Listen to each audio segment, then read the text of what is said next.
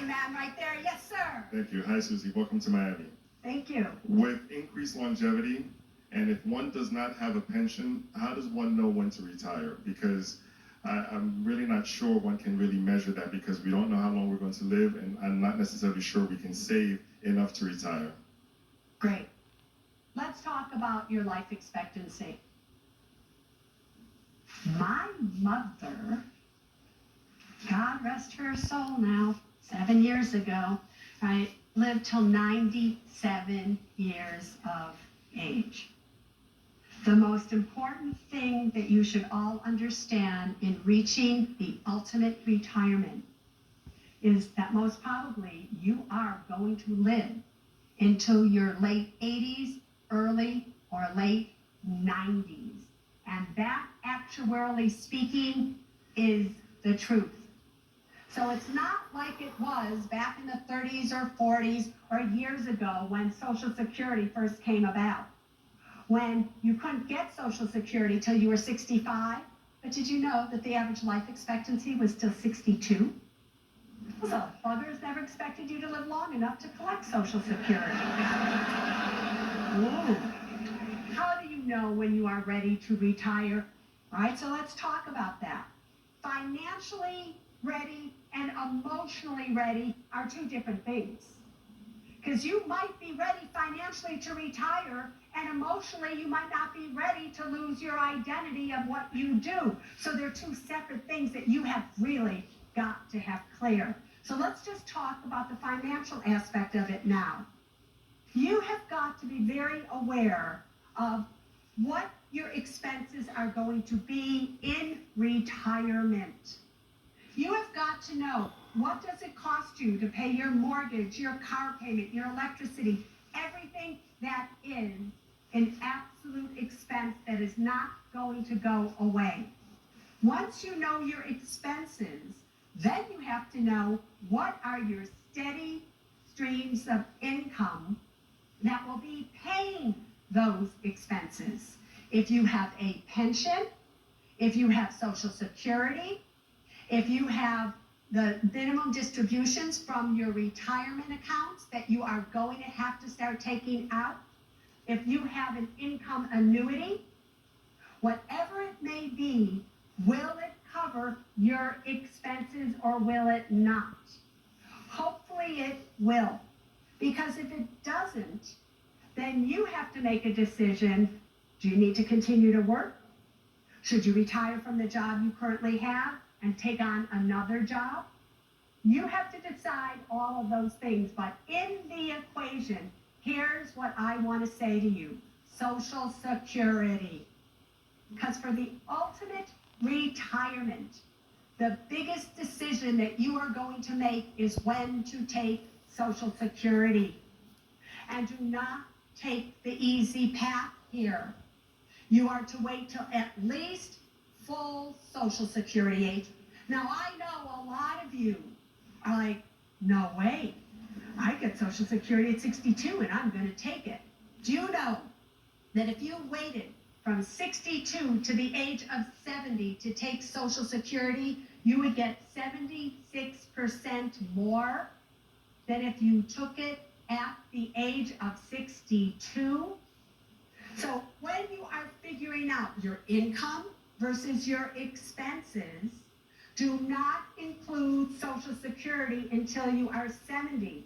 I would rather see you use up money in a savings account or a retirement account to get you through all those years than for you to take Social Security earlier to get through those years. Why? Because especially from the age of 66 or 67 till 70, you're guaranteed an 8% increase every year. You're not going to get 8% in the stock market, guaranteed. You're not going to get 8% in a certificate of deposit right now. The new retirement age, seriously, should be a minimum of 70 today. I know, it sounds like, ugh, but you know why that sounds terrible? Because you hate the jobs that you have.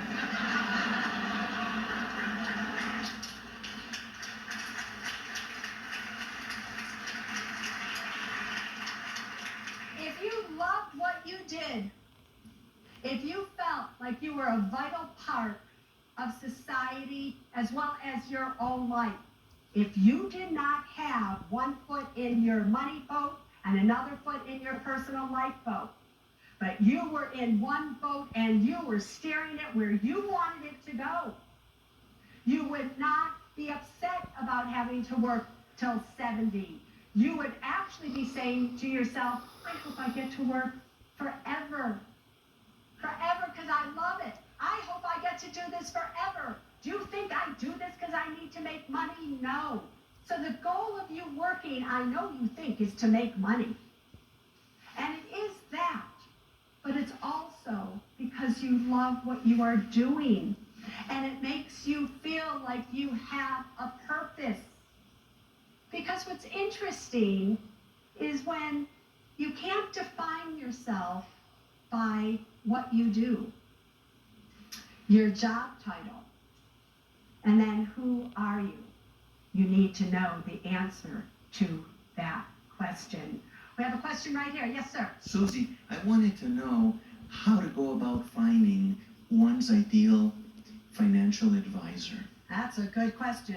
A really great financial advisor is somebody who has been a financial advisor now for 15 or 20 years. They have seen up markets, they have seen down markets, and then they've seen up again, good economies and bad economies. The very first thing they tell you is, here's how much I charge. Here's how I work. Here's what I'm going to do. And then they should at least be interviewing you for an hour or two to understand, are you afraid of the stock market? Do you feel good with the stock market? Are you happy in your marriage? Are you going to inherit money? Are you going to have to take care of your parents? Do you have a will? Do you have a trust? Do you have any credit card debt? Do you own a home? Do you want to own your home outright? Do you have kids? Do you want to leave money to your kids? They should be asking you every possible question, everything in your life, because they have to know who you are as a person before they can invest your money for you. Here's what you really need to understand about finding an advisor. You should never talk yourself into trusting anyone, ever. When going to see a financial advisor, if it doesn't feel right, guess what? It's because it's not right for you. But what do? You talk yourself into trusting that person.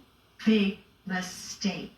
So do not do that. Get up and walk out. Don't be guided. To have somebody be a captain of your boat and take you where they want it to go versus yourself. You have got to be like this woman here with this captain's hat on, right? And you have to know that your financial journey into your retirement years is started where you have charted the right course. You don't want to be doing something just because some financial advisor tells you to do it. It's got to make sense to you. It's got to make sense to you. Next question. Who has one? Yes. Hi, Susie. Thank you for coming. I've followed you since the beginning. Of, like I said, your first book is so old, but I was going to do a meet That and greet. actually was my second book, but that's sorry. besides the point. But Look at that picture I want on your that. signature today. But because that picture on that book was taken in 1994. Don't you think I look better now? Yes. Gorgeous. So what is your question for me? My question is, if you already, well, I was fortunate enough to have a pension plan, but it was way before the Roth IRA and all that existed.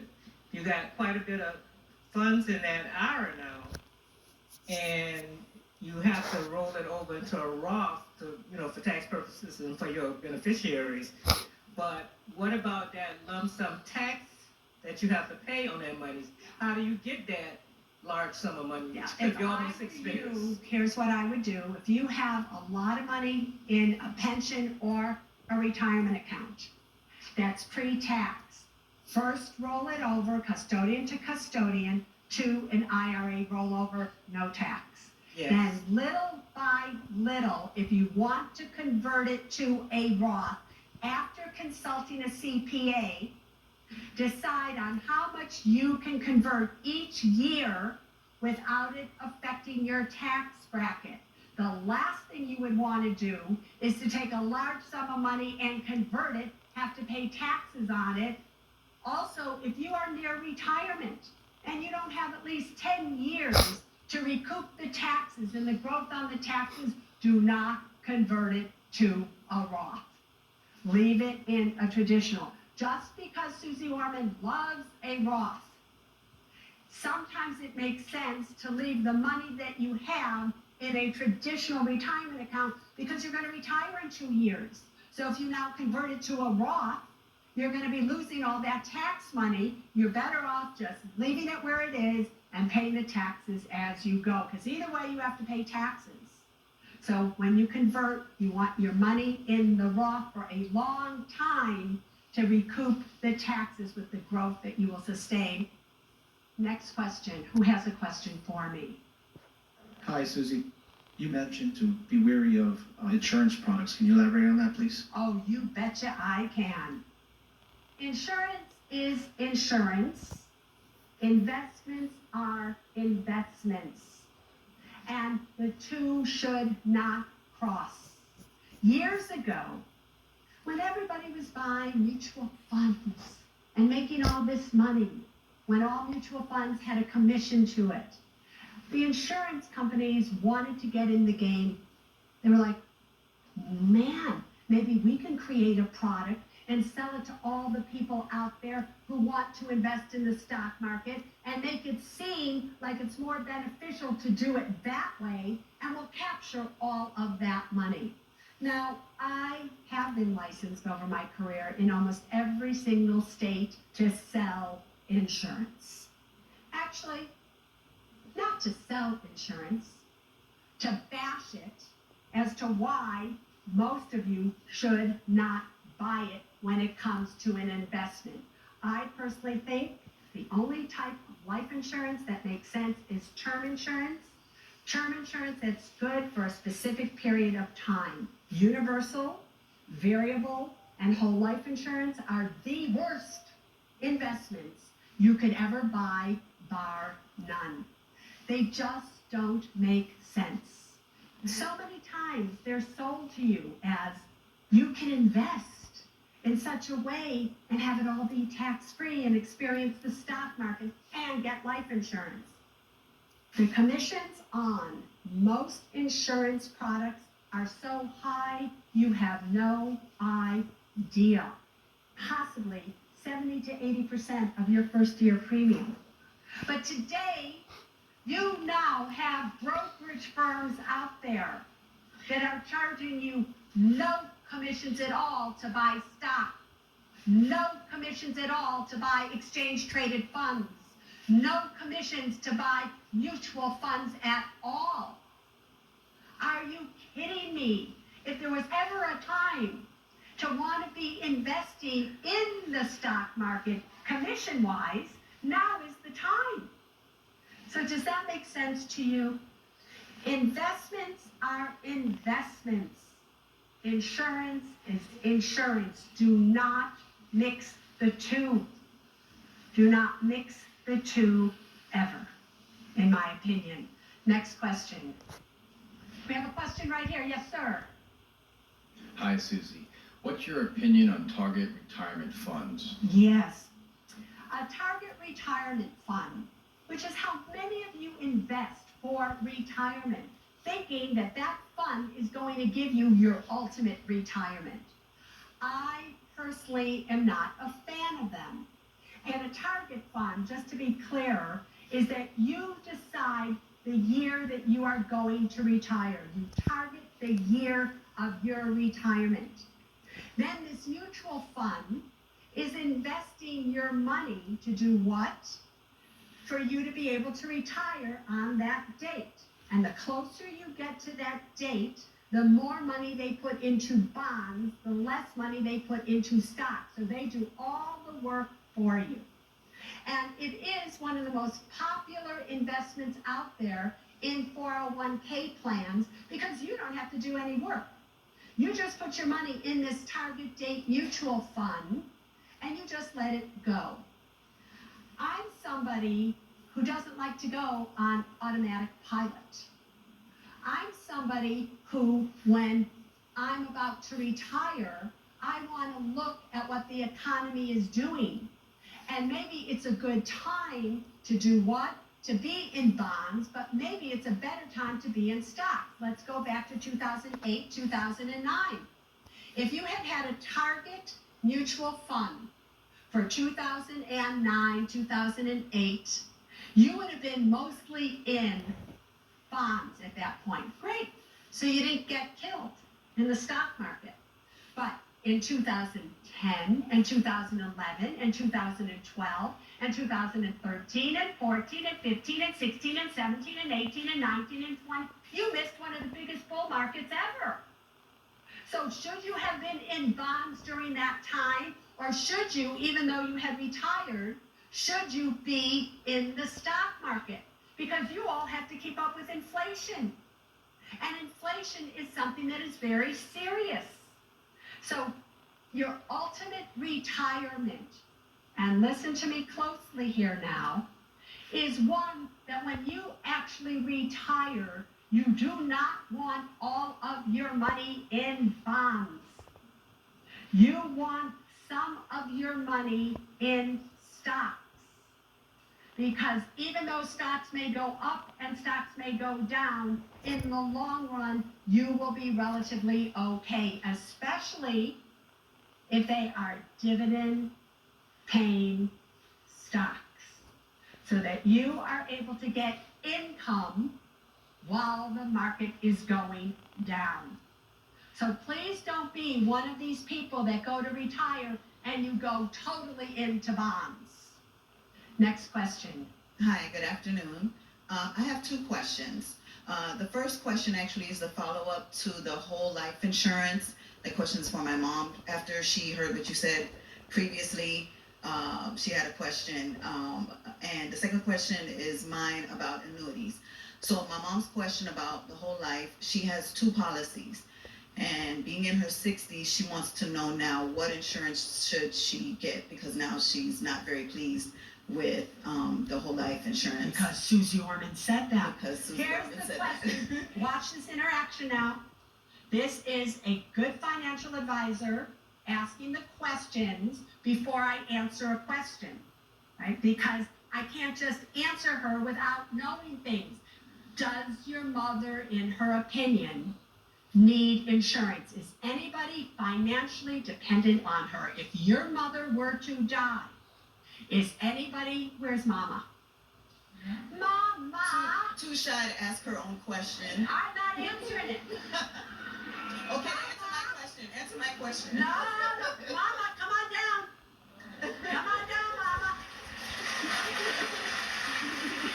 Mama, talk to me. Hi, Mama.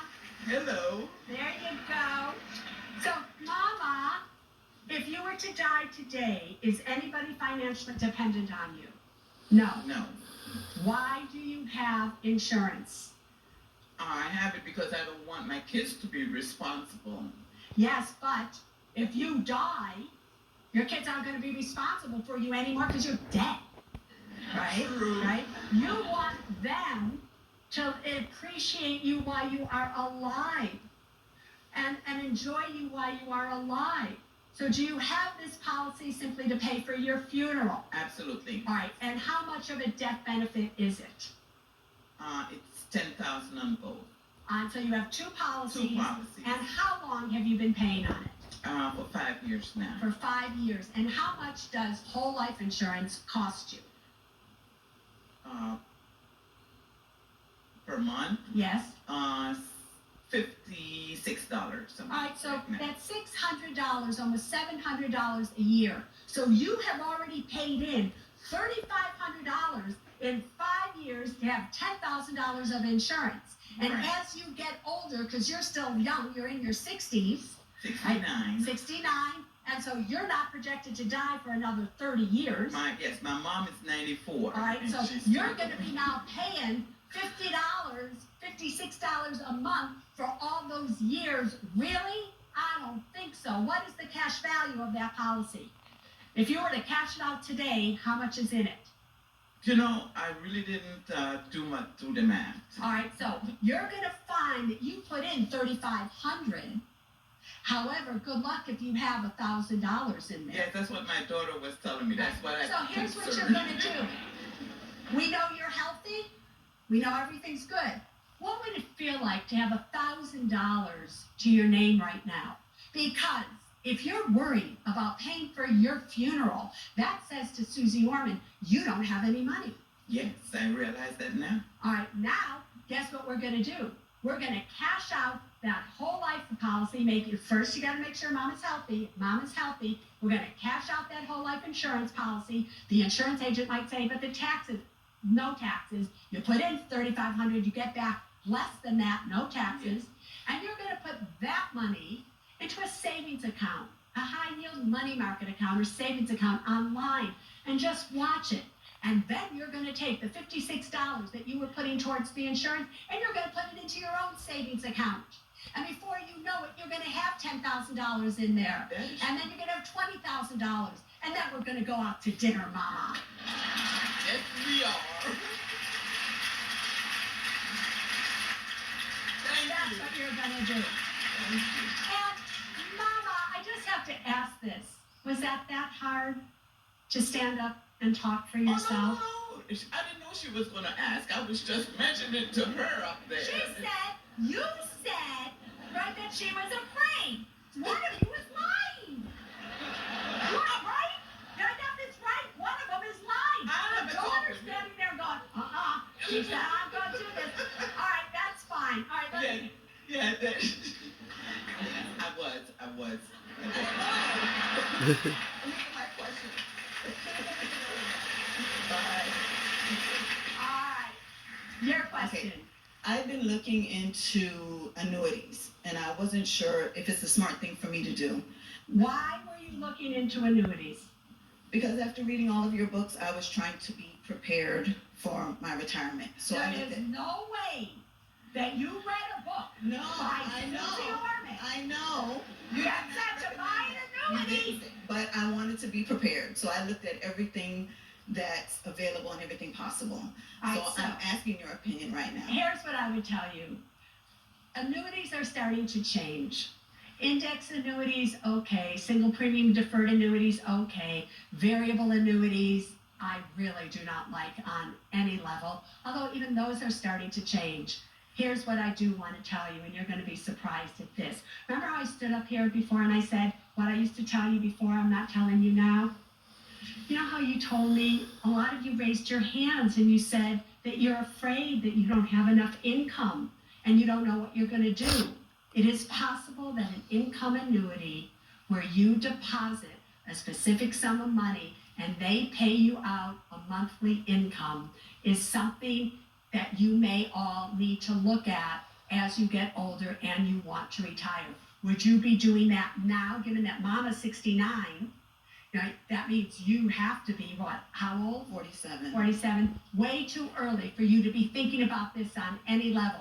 No, really. The way you would be thinking about it would be, I want to be out of debt. I want to own my home outright. I want to be saving money in my Roth IRAs. I want to be cutting down all my expenses. I want to do all those things far before you would do an annuity. Okay? You know, and I just want to say this. I only wish I had a magic wand that I could wave and say to all of you in this room and all of you and the millions of you that will see this program, that I can wave my magic wand and make it all so that you were never ill, never, in any situation where you had any financial distress and you had all the financial independence in the world and that everything was great for you. I don't have a magic wand, but guess what? You do. You have a magic wand for your own lives. And you might think that you don't. You might think, well, what difference can it make if I make this little wave here and I do this wave here? Every little action that you take can make a tremendous difference in your life. Can you all live the ultimate retirement? You can, but you have to want to. And you not only have to want to, you have to take the actions that absolutely make it